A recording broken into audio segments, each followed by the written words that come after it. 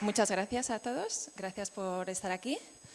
La verdad que el tema de Marco Aurelio, la figura de Marco Aurelio, es una figura muy querida por todos nosotros. Sabéis que forma parte de nuestros cursos de filosofía, nuestro primer curso, y por tanto pues podemos decir que tendría que ser sencillo hablar de Marco Aurelio. Sin embargo, cuanto más te aproximas a figuras históricas que están tan lejos de nuestro momento actual, pues más respeto impone el poder hablar de ellas, poder emitir un juicio sobre estas figuras que además para nosotros son tan grandes moralmente, que han representado tanto y a las cuales nos resulta difícil incluso el saber por qué hacían las cosas, el saber por qué vivían. Entonces nos vamos a acercar a esta figura, pero nos vamos a acercar con cautela, entendiendo que nos queda muy lejos y nos queda muy grande. Este personaje, Marco Aurelio, se caracteriza por ser un emperador romano y al mismo tiempo por ser un filósofo. Es decir, que él se consideraba a sí mismo filósofo y desde los 25 años que abrazó abiertamente la filosofía estoica, él va a, de alguna manera, a encarar su vida para corresponder con los ideales estoicos. Entonces nos tenemos que preguntar, lo primero de todo, ¿qué es el estoicismo?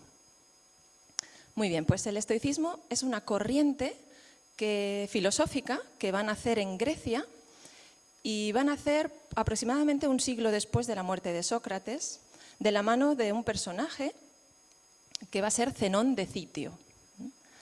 Zenón era un comerciante de la isla de Chipre y era una persona inquieta y en un momento de su vida va a querer trasladar su negocio de Chipre a Atenas.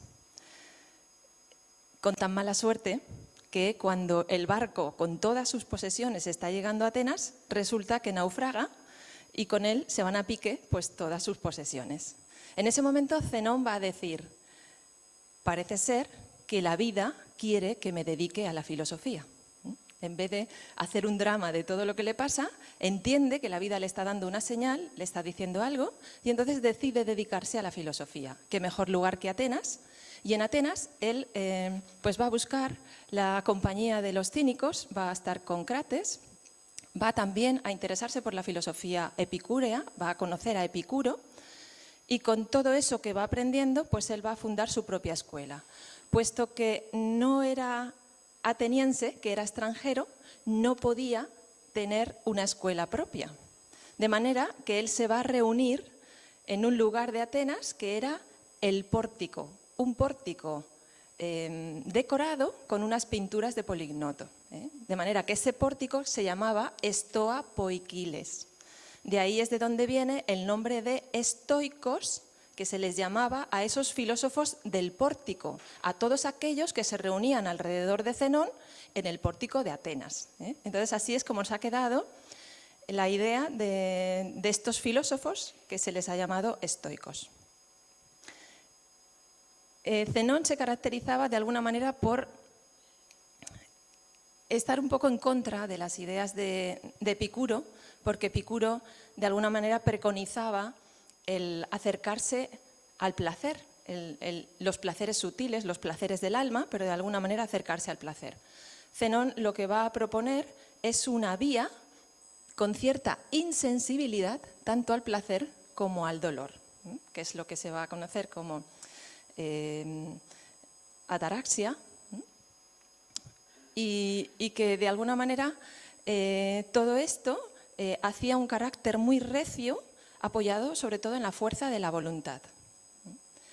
Posteriormente a Zenón, que Zenón, como decimos, va a ser el fundador, van a aparecer otros filósofos en Grecia que van a ir conformando la doctrina estoica, pero fundamentalmente nosotros conocemos el estoicismo por los filósofos romanos, es decir, que aunque es una filosofía que nace en Grecia, encaja perfectamente con la mentalidad romana, con una mentalidad romana que era la del romano virtuoso, de la república, un hombre sencillo, recio, muy poco dado a los lujos.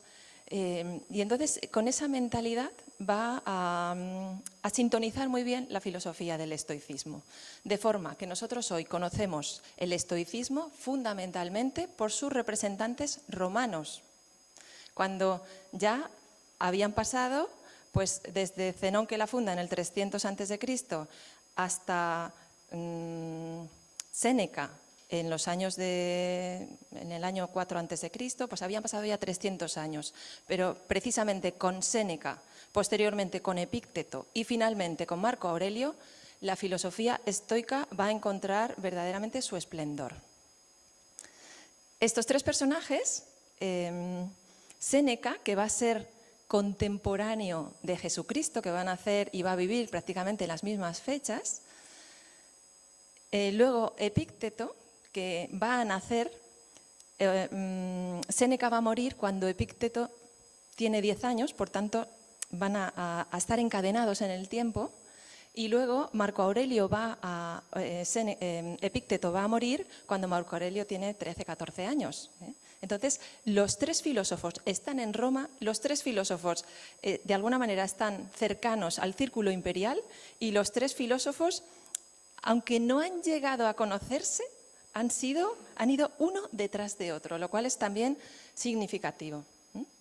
Porque Séneca, sabéis que estuvo con Nerón, Epícteto fue esclavo de un liberto de Nerón y Marco Aurelio pues, estuvo asociado al emperador Adriano y luego Antonino.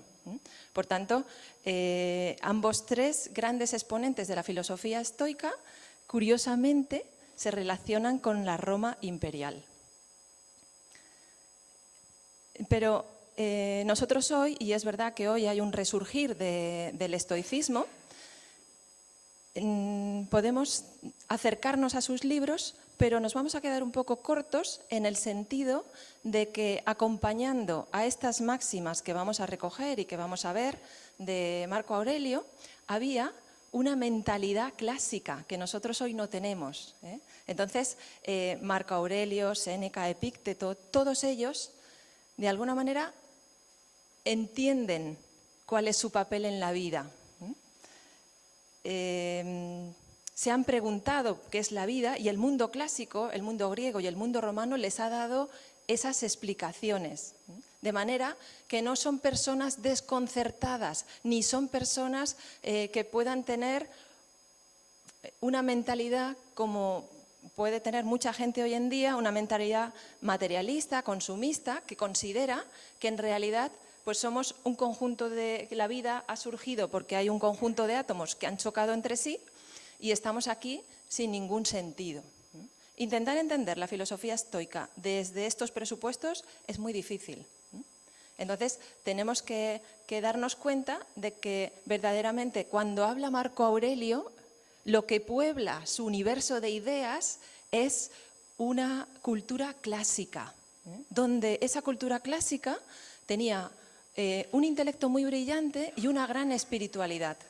Y sin eso, nosotros no podemos acercarnos verdaderamente a lo que es la filosofía estoica. Todo ese marco de preguntas filosóficas que se tiene que hacer el ser humano sobre qué es lo que está haciendo en esta tierra, cuál es el sentido de la vida, qué se espera de mí, qué debo hacer yo como ser humano. He venido aquí y qué debo hacer, cuál es el plan para mí. ¿Estoy aquí para disfrutar? ¿Hay algo que tenga que hacer? ¿Cómo puedo ordenar mi vida? ¿Cómo puedo hacer que al final mi vida sea... que me sienta bien cuando tenga que dejarla, que sienta que ha sido provechosa, que ha sido útil? ¿Cómo lo hago? Todo eso me lo tengo que responder. Porque Marco Aurelio y todos los estoicos nos van a dar como herramientas para poder desarrollar nuestra vida una vez que tenemos claras estas cosas. En esta escuela de filosofía, nosotros, parte de nuestros cursos se basan precisamente en poner a la persona en contacto con todas estas preguntas y en ofrecerle las respuestas que ha dado el mundo clásico a esas preguntas. De forma que nosotros también nos hagamos una composición de por qué estamos aquí y qué se espera de nosotros. Yo os invito a que participéis de estos cursos, aquellos que todavía no los conocéis, porque podéis encontrar muchas respuestas y podéis encontrar nuevas preguntas. Decíamos que entonces que si nosotros no tenemos si nosotros no tenemos como un plan o unos razonamientos, unos argumentos de por qué estoy yo aquí, me va a ser muy difícil el que esta filosofía estoica que me habla de aceptar lo que me está pasando, pues lo pueda asimilar, porque si no comprendo por qué me está pasando, ¿cómo lo voy a aceptar? Os voy a poner un ejemplo. Yo puedo ir al dentista, y entonces yo cuando voy al dentista, pues entiendo que tengo un problema en los dientes y sé que el dentista es posible que me haga algo de daño, pero yo también sé que eso tiene una finalidad. Entonces, cuando yo voy y me siento ahí en la consulta del dentista, pues voy a ser proclive a tener un poquito de paciencia, a esperar y a no protestar mucho si me hacen un poquito de daño. Ahora, imaginaros que yo tengo un perro y al perro lo llevo al veterinario para que le hagan una limpieza de boca.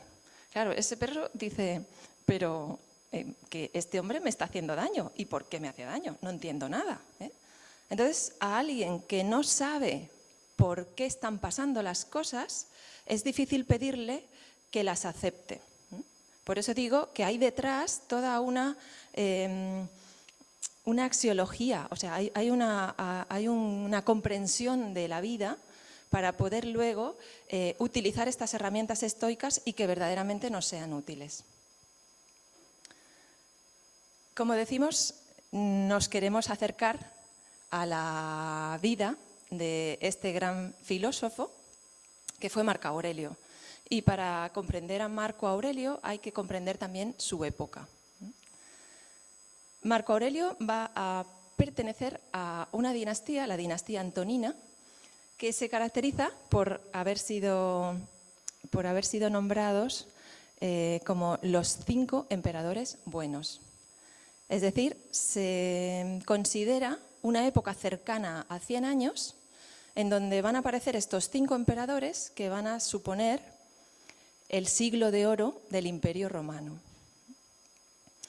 Podríamos haberlos llamado, o podría haberlos llamado la historia, dinastía hispana, porque tanto Trajano como luego Adriano van a ser hispanos y Marco Aurelio va a ser nieto de hispanos. Entonces, 3 de estos 5 emperadores van a ser hispanos. Esta dinastía se va a caracterizar por el que ocurre un fenómeno nuevo dentro del Imperio Romano que va a ser el fenómeno de la adopción. Es decir, que ninguno de estos 5 emperadores va a ser hijo natural del predecesor, sino hijo adoptivo. Es decir, que se crea una innovación que va a ser, ante la falta de hijos o ante la falta de hijos varones, adoptar a una persona al trono, o sea, junto con el emperador, de manera que vaya aprendiendo las dotes de conducción y posteriormente nombrarlo heredero. Estos 5 emperadores buenos van a aparecer después de algunos reinados bastante malos, como son el de Nerón, que ya hemos dicho que con Nerón o a Nerón lo sufrieron Séneca y Epicteto en alguna medida, y también Domiciano. Y posteriormente a estos 5 emperadores buenos, la saga se va a cerrar con el hijo natural de Marco Aurelio, que va a ser Cómodo, que va a ser también uno de los peores emperadores romanos. Tal vez Cómodo va a ser un poco la mancha que va a ensombrecer la trayectoria tan inmaculada de Marco Aurelio.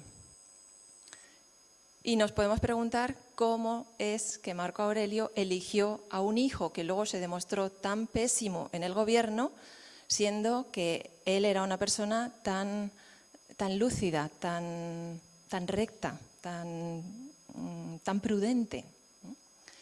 Y claro, para eso nosotros tenemos que entender cómo es el Imperio Romano, qué cosas le estaban pasando a Marco Aurelio y desde ahí, de alguna manera, justificar lo que tal vez para Marco Aurelio fue el mal menor, es decir, la solución menos mala para el Imperio Romano en esos momentos.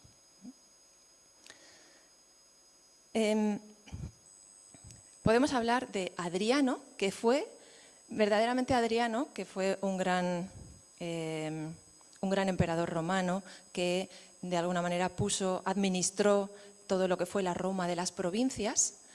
Adriano tenemos que de alguna manera agradecerle muchísimo su gran intuición, porque Adriano va a darse cuenta de la gran personalidad que es Marco Aurelio, del personaje tan especial, cuando Marco Aurelio es un niño.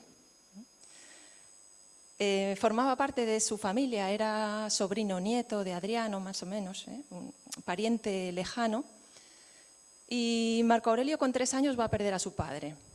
Pero solo con 6, Adriano ya se fija en él y lo va a empezar a introducir en el cursus honorum, en la carrera política romana, para que este niño pueda verdaderamente, de alguna forma, ser su sucesor. Se cuenta que cuando Adriano conoció a Marco Aurelio, una de los juegos de palabras que hacía con él es que le llamaba verísimo, es decir, hombre justo, hombre sincero, porque el apellido de su familia era Vero. Él se llamaba Marco Anio Vero, su padre se llamaba Marco Anio Vero, su abuelo se llamaba Marco Anio Vero. Lo que pasa es que luego él cambió su nombre por Marco Aurelio cuando subió al trono.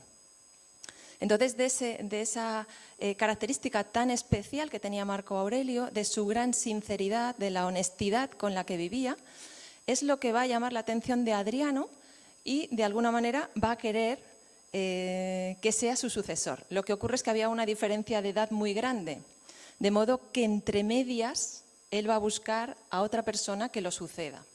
Y va a ser Elio César.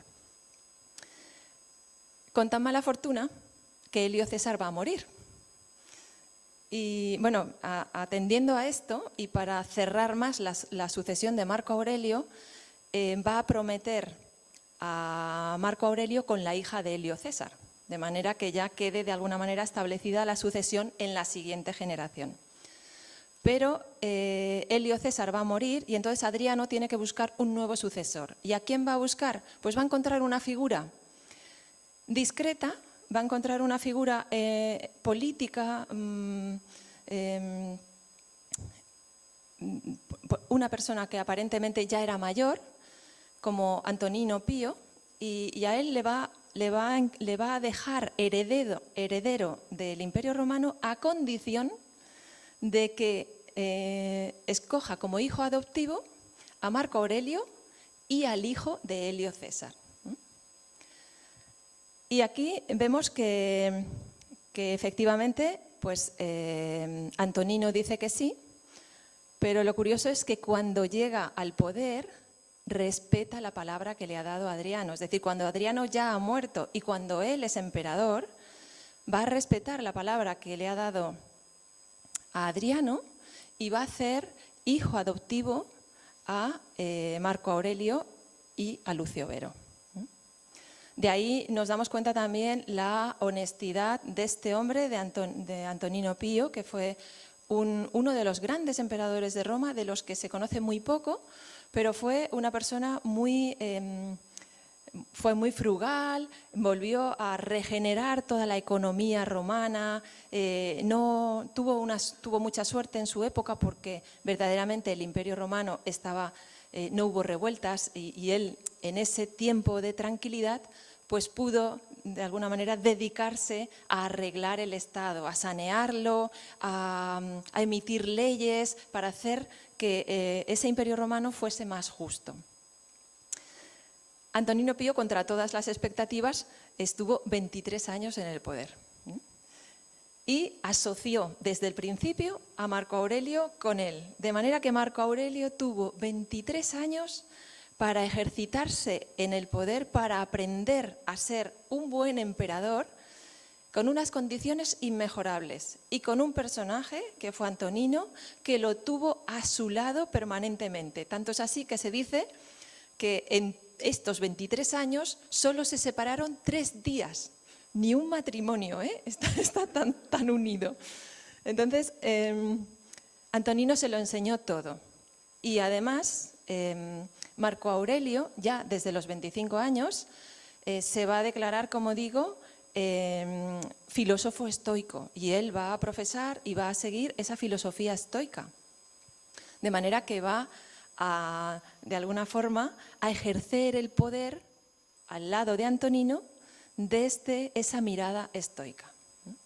Yo, viéndolo así retrospectivamente, pienso que la vida fue amable con Marco Aurelio porque le permitió esos 23 años de verdadero ejercicio estoico en unas condiciones en donde el Estado estaba apaciguado. Porque lo que le tocó vivir como emperador fue tan grave que si él no hubiese recogido fuerzas en ese momento de calma, no hubiese podido acometer su labor como emperador. Por eso, cuando nosotros tenemos periodos de tranquilidad, periodos de relativa paz, periodos de felicidad, es cuando tenemos que aprovechar para realmente trabajar sobre nosotros e ir sacando herramientas que nos ayuden en los momentos difíciles, porque cuando viene el huracán, si nosotros no estamos preparados, si no hemos desarrollado valores internos, el huracán nos va a arrasar. En ese momento, que es el momento de la lucha, uno tiene que tener ya todas las herramientas construidas, ¿eh? Y de alguna manera yo creo que esa fue como el regalo que le hizo la vida a Marco Aurelio, el poder tener ese tiempo, esos 23 años, y poder haber subido al poder a los 40, cuando ya llevaba una larga trayectoria, de alguna forma, de gobierno. ¿Qué va a pasar cuando muere Antonino? Pues lo que pasa es que empieza la inestabilidad. Con Trajano, que era el emperador anterior a Adriano, Trajano va a ser un gran militar y va a ser un gran expansionista. Él va a expansionar las fronteras del imperio y las va a llevar lejísimos. Pero ahora había que mantener esas fronteras.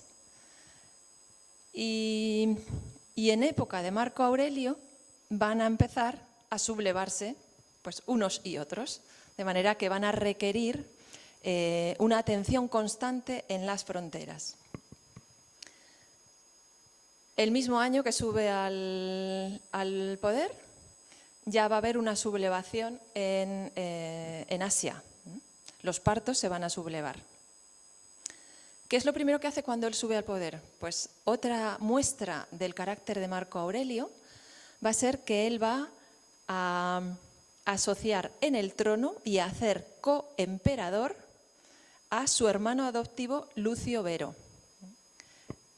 Recordamos, Adriano había hecho prometer a Antonino que él iba a tomar 2 hijos adoptivos, a Marco Aurelio y a un segundo, por si acaso, como un plan B. Es decir, que como la mortandad era tan grande, Adriano quiere asegurar la sucesión y le pide que tome 2 relevos, 2 reemplazos. Cuando Marco Aurelio sube al poder, lo que va a hacer es asociar a su hermano adoptivo al trono, de manera que son 2 emperadores, no 1, para que veáis esa como poco apego al poder que tiene Marco Aurelio, que va a estar siempre pensando en el bien del Estado y en lo mejor para el Imperio Romano. De forma que Lucio Vero se va a ir comandando varias legiones a cortar esta sublevación de los partos. Y allí va a estar unos cuantos años junto con grandes generales romanos como Avidio Casio, que van a ser verdaderamente los que acaben con la sublevación. Al haber acabado esta sublevación, vuelven las tropas con Lucio Vero a recibir el triunfo, el desfile triunfal. Pero lo que va a pasar es que las tropas, las legiones romanas, se van a traer de Asia la peste. Y en ese desfile triunfal que hacen por Roma, van a contagiar y van a transmitir esa peste a toda la población. De forma que vamos a tener a Marco Aurelio embarcado en sublevaciones, de las fronteras, al mismo tiempo con pestes dentro del Imperio Romano y también con desastres naturales. Es una época en donde hay terremotos, en donde el Tíber se desborda y hay inundaciones, hay hambruna, aparecen plagas dentro de los campos. Entonces son momentos verdaderamente en donde parece que todo se confabula en contra de este reinado. Para que os hagáis una idea de la magnitud de la plaga, o lo que nosotros llamamos pandemia, se piensa que es una de las primeras pandemias registradas en la historia. En Roma, en estos tiempos, morían 2.000 personas al día.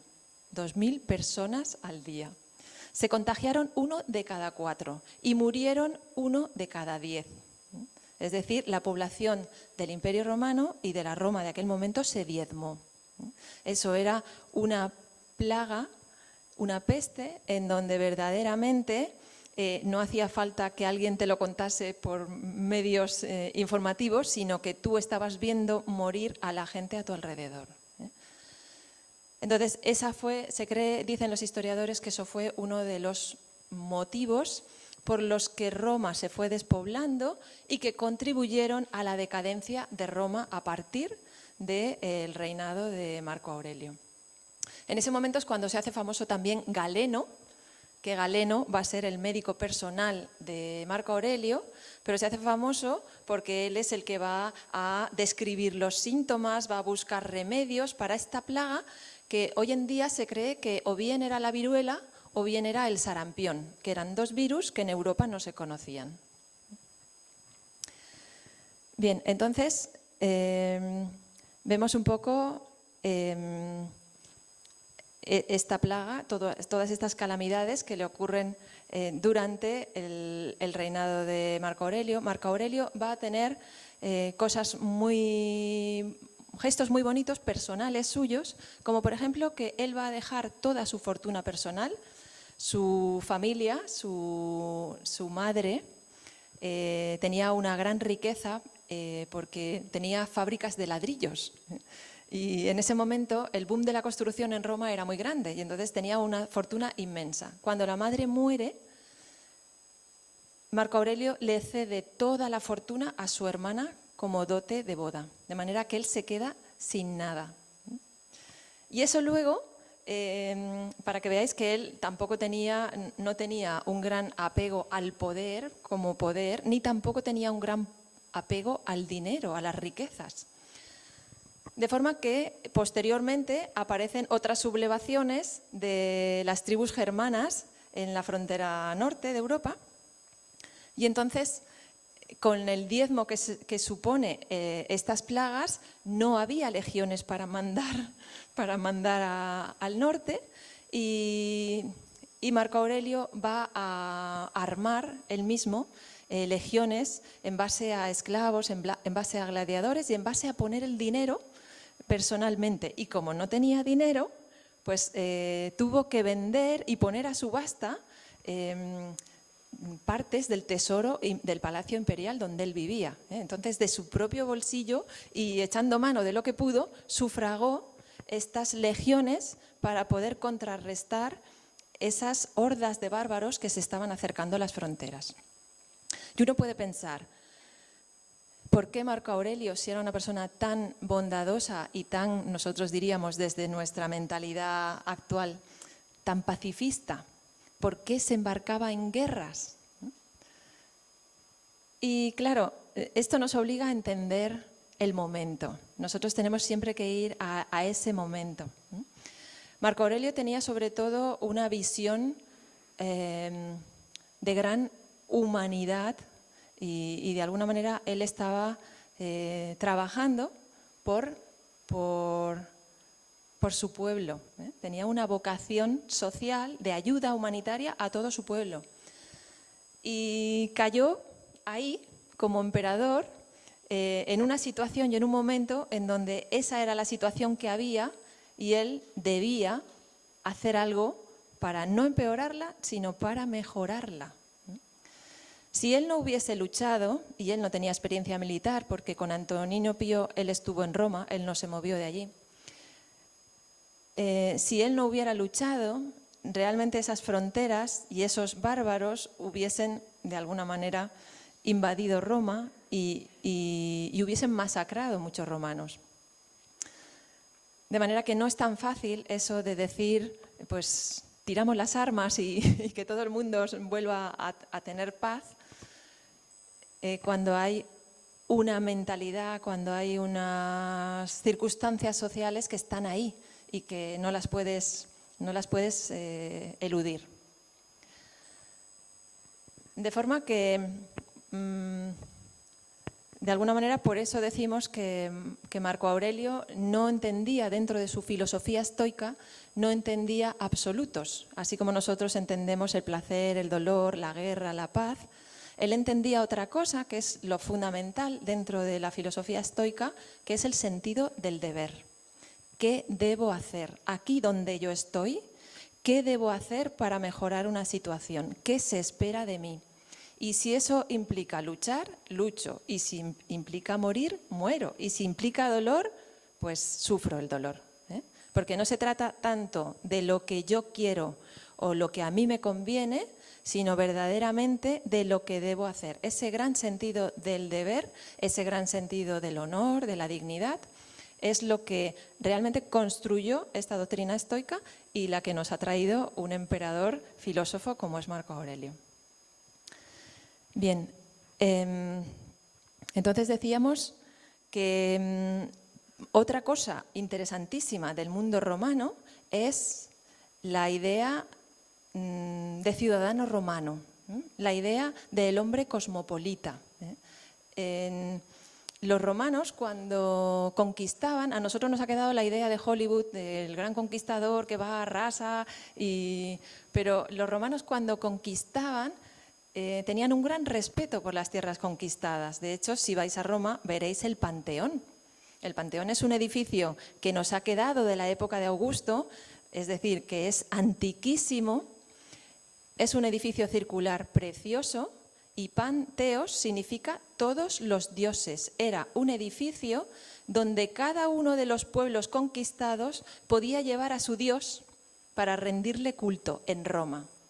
Porque Roma mantuvo la libertad religiosa y permitió que todos los pueblos que estaban bajo el Imperio Romano tuviesen sus costumbres y tuviesen sus dioses.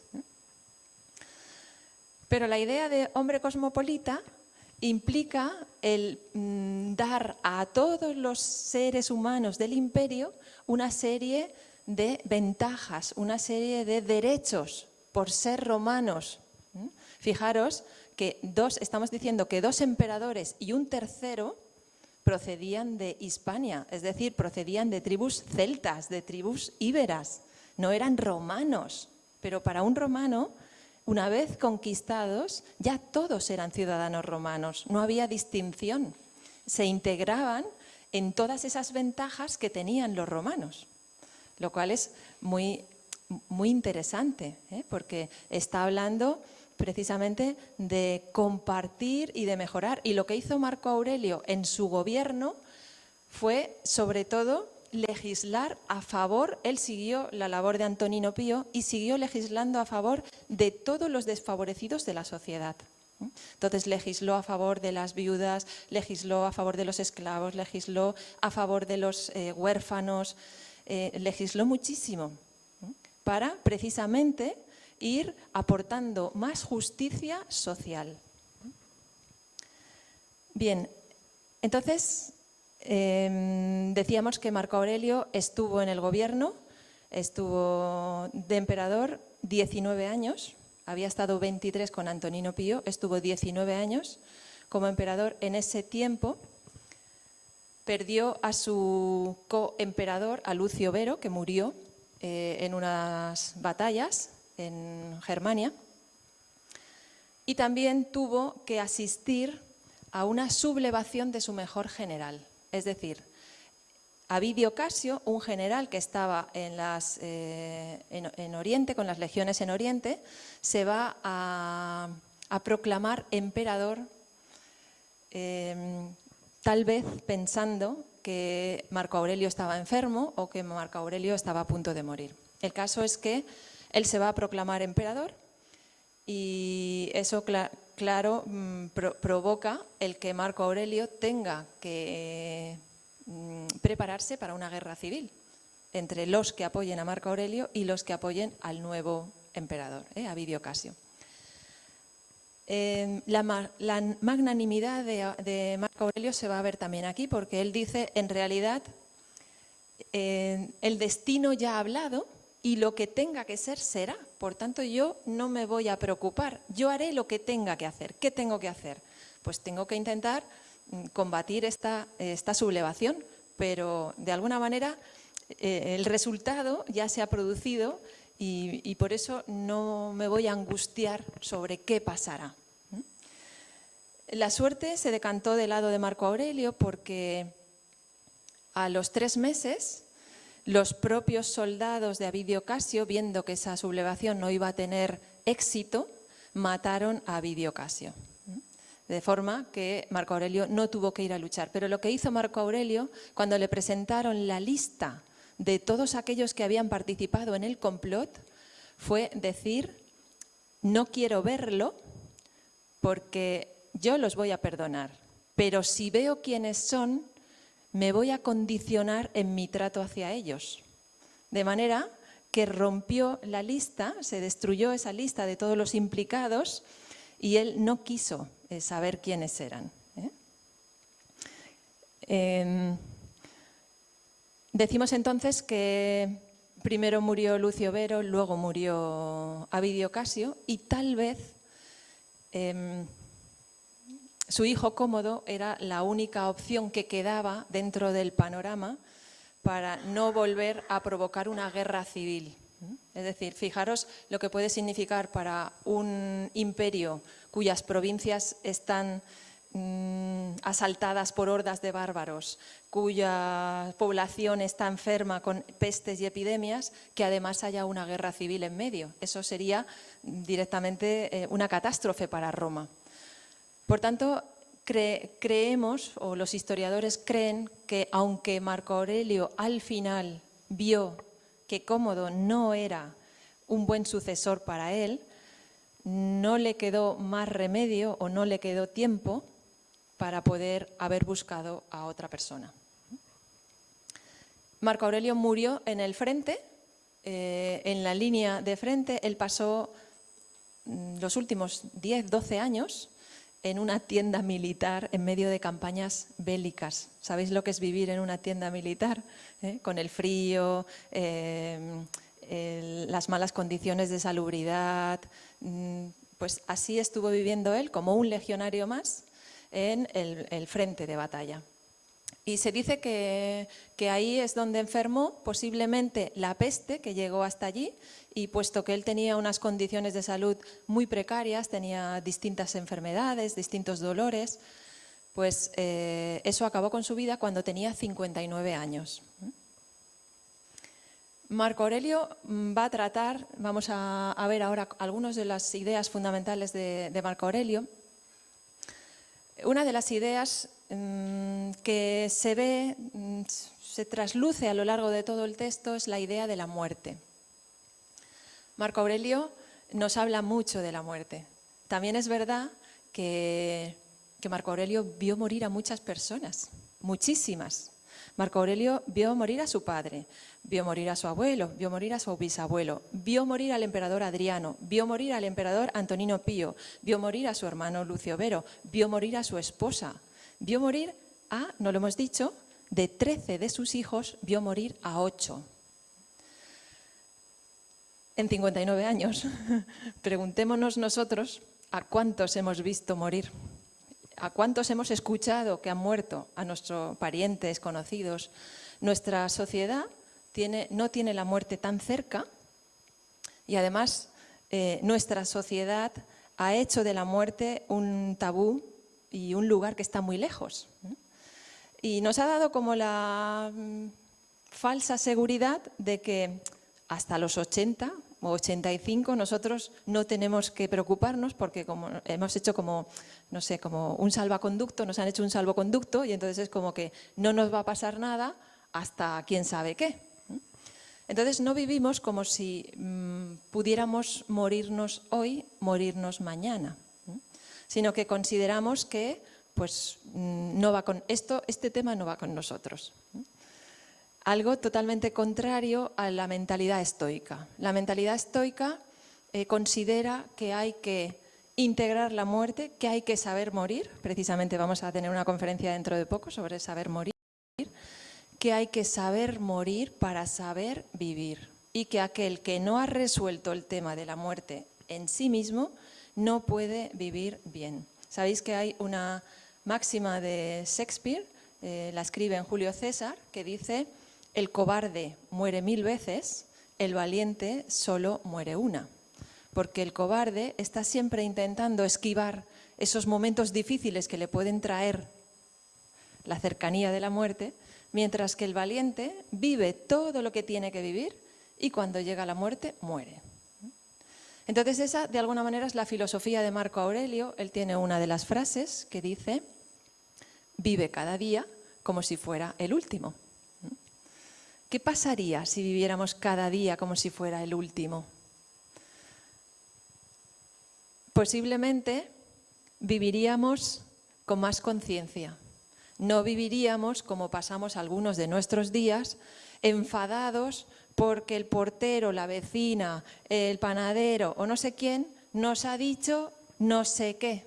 Y eso es el motivo central para estar enfadados un día, 2 días, 3 días, 5 días, etc. O sea, perdiendo el tiempo, consumidos en una serie de necedades que si verdaderamente nos dijeran mañana tienes que morir o en 3 meses tienes que morir, nuestra vida cobraría más significado, tristemente.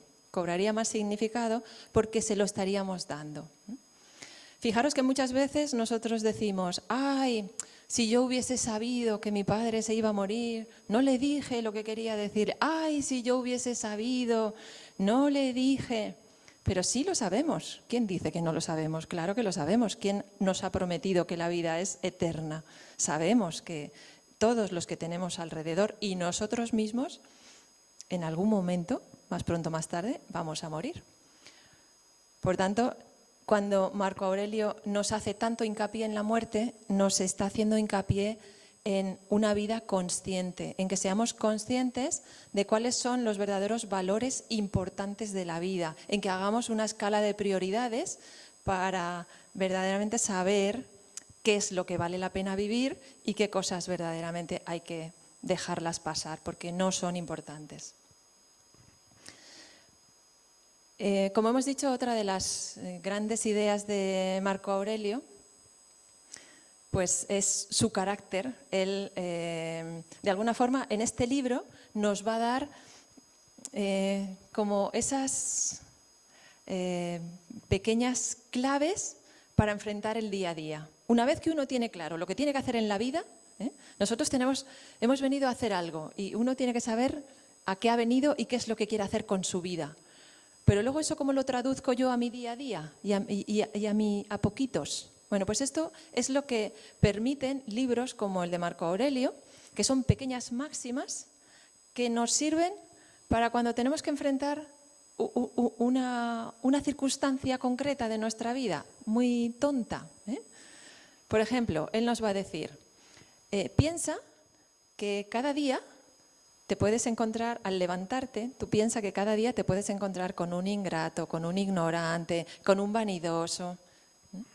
Porque si lo piensas así, cuando te encuentres con ellos no te sorprenderás, sino que irás preparado y entenderás que en la vida pues hay gente que, y nosotros también muchas veces, que tenemos el día torcido y no somos inmaculados todos los días de nuestra vida.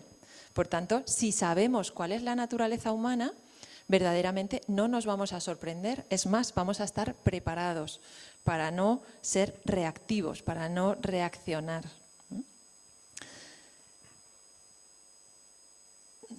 Una de las, decíamos, de las grandes ideas que él nos va a dar es su forma de comportamiento, que se trasluce en todos esos escritos que él deja, y era una forma de comportamiento verdaderamente amable, bondadosa. Este libro que él va a escribir, que en realidad no es un libro para publicar, sino que es un como diario personal íntimo de recordarse a uno mismo las grandes máximas que rigen tu vida. Entonces dedica todo un capítulo, todo un libro a agradecer. Entonces él agradece a todas las personas que se han puesto en contacto con él, a todas las que le han aportado algo. Y uno puede pensar, ay, es que debió tener un entorno tan bonito que claro, él agradece a todo el mundo.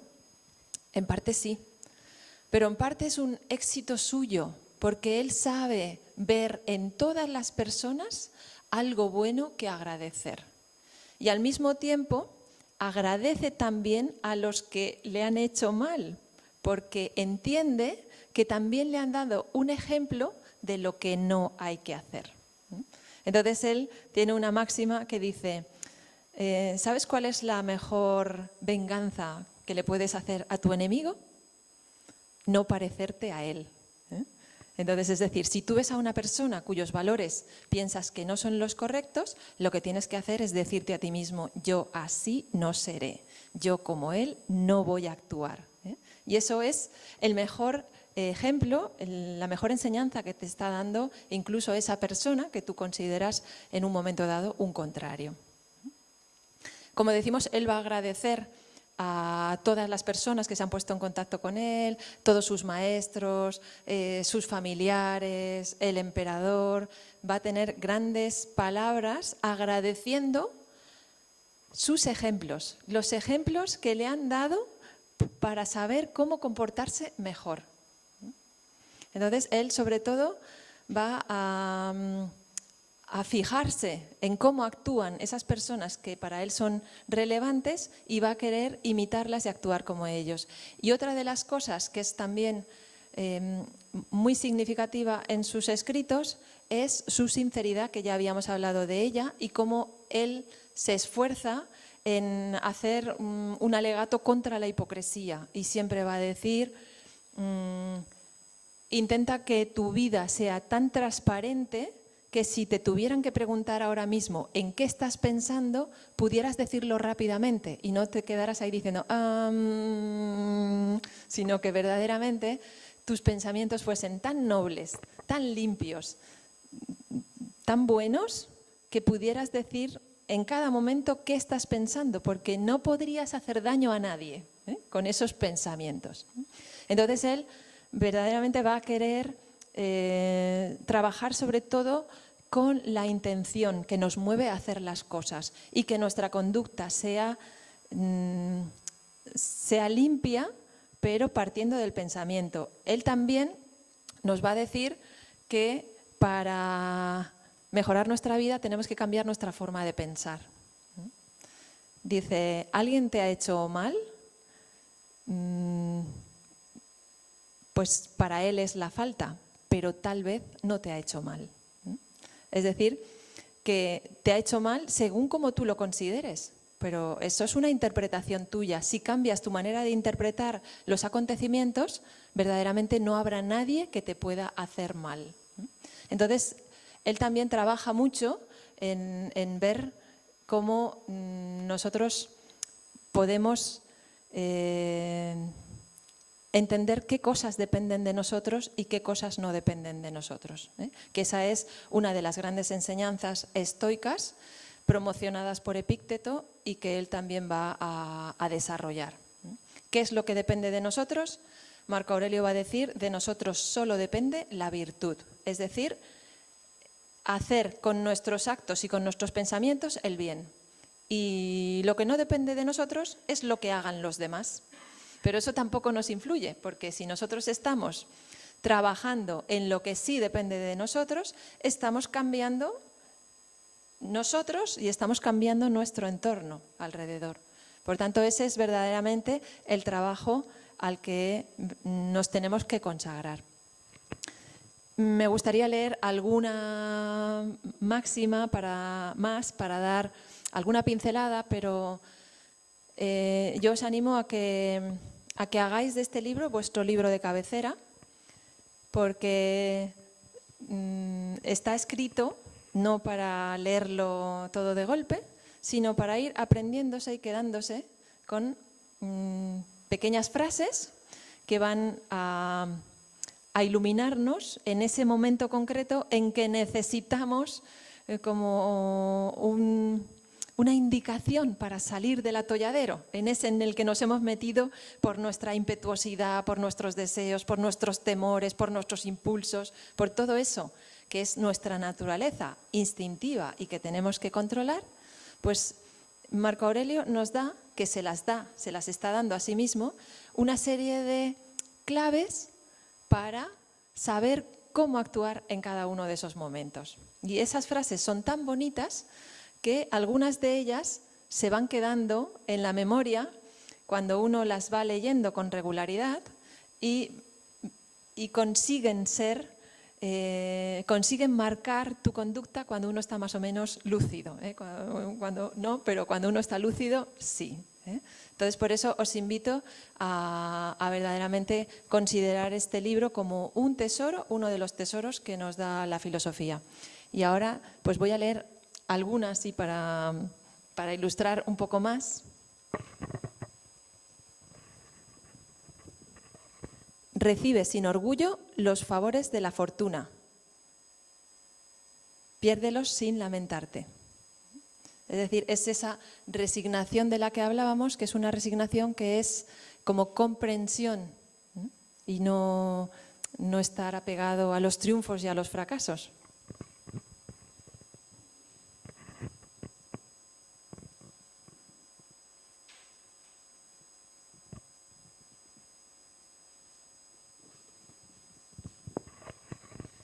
Si eso no es bueno, no lo hagas. Si no es verdad, no lo digas. Tú eres quien debe juzgarlo.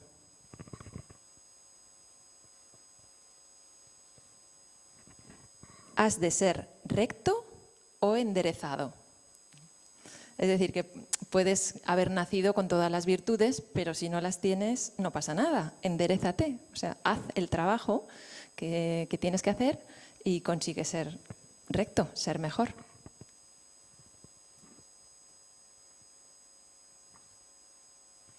Los hombres han sido hechos los unos para los otros. Instrúyeles o toléralos. Es decir, que si no los puedes educar, no te queda otra que tolerarlos.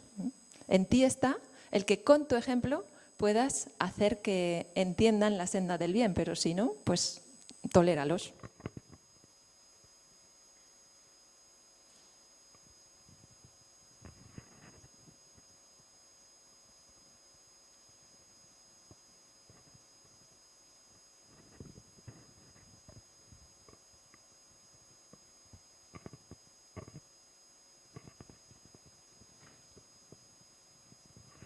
Nada sucede a cualquier hombre que no sea capaz de soportarlo. Es otra de las grandes máximas de Marco Aurelio. Nada le puede pasar al hombre que no sea propio del hombre, nada le puede pasar a un buey que no sea propio de un buey.